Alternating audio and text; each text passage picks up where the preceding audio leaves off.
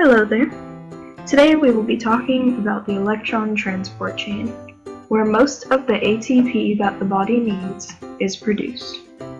The electron transport chain sits on the wall of the mitochondria.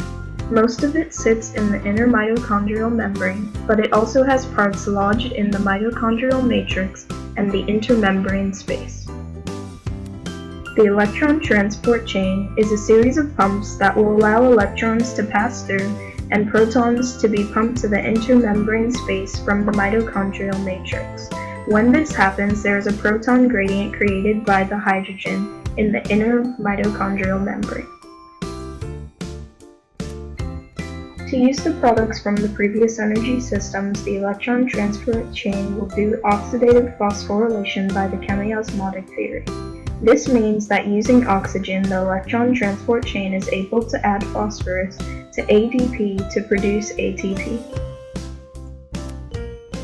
The first pump, complex 1, will use NADH plus H plus dehydrogenase in order to allow electrons to power hydrogen to go to the intermembrane space. Complex 2 is what binds the electron transport chain directly to the Krebs cycle. Using succinate dehydrogenase, this complex will accept electrons from FADH2 and move more protons to the intermembrane space. Using coenzyme Q from complex 1 and 2, complex 3 transfers electrons to make cytochrome BC1. Complex 4 will use cytochrome oxidase to reduce oxygen to water. This is the final electron acceptor. The last step is the ATP pump.